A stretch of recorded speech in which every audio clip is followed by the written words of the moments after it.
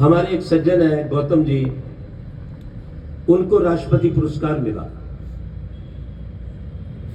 अम्ब में रहते हैं, ऊना के पास, नंगल के पास।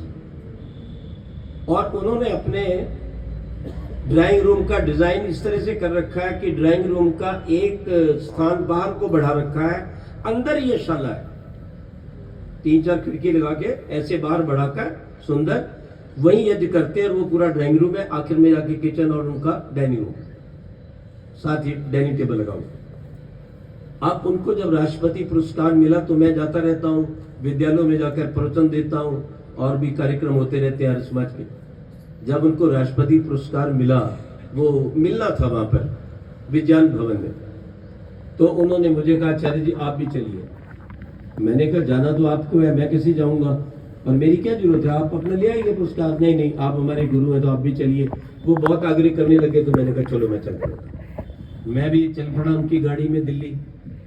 मैं कंधे पर, आज मेरे झोला नहीं है, प्राय झोला रखा करता हूँ एक, उसमें बोतल वगैरह जो खाने पीने का सामान, कोई डेयरी पेन ये रखता हूँ, कहीं यात्रा में चने चुने मुरमुरे काम आ जाते हैं तो रख लेता हूँ। तो उस दिन वो झोला मेरे कंधे पर ही था, भी अंदर बैठ रहे, पता नहीं कितनी देर हो जाए, प्यास लगे तो पानी पी लेंगे।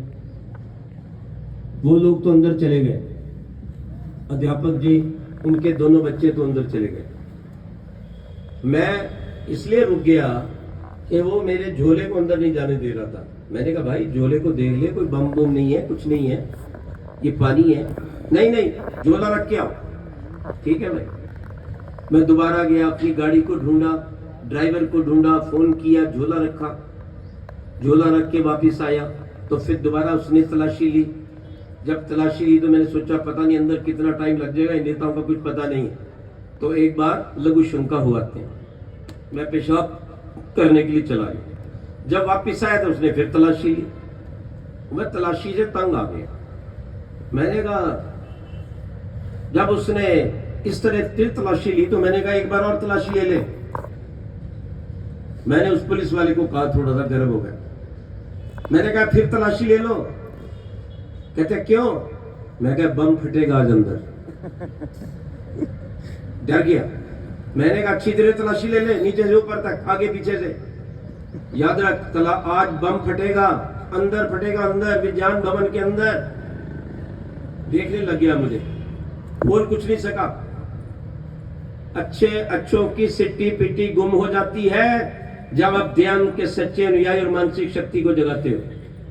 बाजू में एक दूसरा पुलिस वाला खड़ा था, उसने कहीं मुझे सुना था या देखा था। वो एकदम आया, आचार्य जी, पैर छूने लग गया। अरे मैंने कहा क्या कर रहे हो? नहीं आचार्य जी। उसको कहने लगा, भाई ये बहुत सज्जन व्यक्ति हैं, स्कूलों में गांव में जाते तो बड़ा चौक दे देते हैं, बम बम कुछ नहीं फोड़ेंगे। मैंने कहा इस पे विश्वास मत करना, मैं बम फोड़ूंगा। अब वो रोक तो सकता नहीं था। आगे जी अंदर, जब अंदर आके बैठे अध्यापक जी, उनके बेटा बेटी, और साथ में मैं सबसे पीछे ऊपर जो सीट होती है ऐसे चलता है वो विज्ञान भवन, ऊपर बैठा था। अब अध्यापक जी मेरी ओर देखें कि आज सर्टिफिकेट मिलेगा या जेल मिलेगी, क्योंकि आचार्य जी साथ है। जैसे ही वो एंकर आ गई टीवी की, अभी थोड़ी देर में ही राष्ट्रपति महोदय आने वाले हैं, आप कृपया थोड़ी प्रतीक्षा कीजिए। मैंने कहा हाँ पूरी प्रतीक्षा करेंगे, लेकिन मैंने देखा 5 मिनट हो गए। अरे आज रोटी खानी, प्रवचन हुआ नहीं, यही प्रवचन क्यों ना दे दें?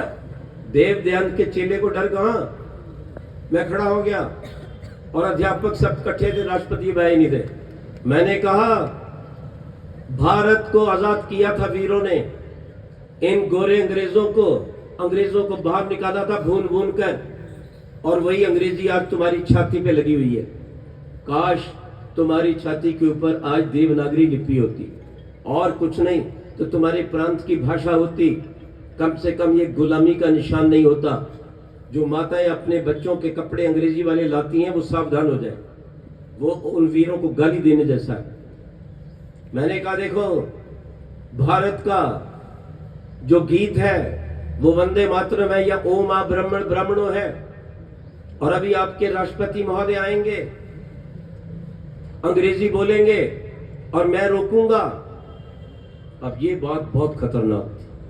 जैसे मैंने कहा ना, वो राष्ट्रपति महोदय आएंगे, अंग्रेजी बोलेंगे, मैं रोकूंगा, सबकी गर्दनें मेरी ओर झुक गई। और दो चार अध्यापक कहने, अरे ऐसे बहुत देखे बाबे। मैंने आज फिर मेरा भी तमाशा देख लेता। इतनी देर कहकर मैं बैठ गया। थोड़ी देर में राष्ट्रपति महोदय आ गए। राष्ट्रपति महोदय ने अपना प्रवचन शुरू कर दिया। लाइव टेलीकास्ट हो रहा था, सब जगह जा रहा था। और मेरे मन में अंदर अपने वचन को पूर्ण करने की वो अंदर जो अग्नि जल रही थी कि मैंने कहा कि मैं राष्ट्रपति को रोकूंगा, तो इसको कैसे रोकूं। और साथ में अध्यापक जी बैठे थे, उनका दिल धक धक कर रहा था कि आचार्य जी बोलेंगे, बजाय प्रमाण पत्र के जेल में जाना पड़ेगा कि इसको लाया कौन। लेकिन उनको ये पता था कि ये बोलेंगे जरूर, अध्यापक जी जानते। और मैं ये सोच रहा था, प्रभु मुझे शक्ति दो, मेरी मानसिक शक्ति को जगाओ, मैं इसको रोकूं, कैसे रोकूं। तो रास्ता मिल गया। क्या रास्ता मिला कि जिस क्षण राष्ट्रपति महोदय अपना प्रवचन पूरा करें, उसी क्षण खड़े हो जाना। आवाज आई अंदर से, प्रभु की प्रेरणा मिली। जैसे ही राष्ट्रपति के.आर. नारायणन ने अपना लेक्चर पूरा किया, तुरंत मैं खड़ा हो गया। मैं, राष्ट्रपति महोदय रुकिए। मैं कि क्या हूं, क्या चीज हूं। उनको रुकना पड़ा। मैंने कहा, राष्ट्रपति महोदय, यदि आपको हिंदी नहीं आती तो कोई बात नहीं है, अंग्रेजी मत बोलो। ये इन लोगों को यहां से निकाला गया था, देश को बर्बाद किया था, तोड़ा था, बर्बाद किया था इस देश को। आप अपने प्रांत की भाषा बोलिए। और देखो, ये जो गीत है हमारा, वो वंदे मातरम है, ओम ब्राह्मण ब्राह्मणो है। ये जो जनगण मन अधिनायक जो जोड़ा हुआ है, ये तो जॉर्ज पंचम के लिए 1910 में कलकत्ता में गाया गया था। मैंने दो चार बातें कही।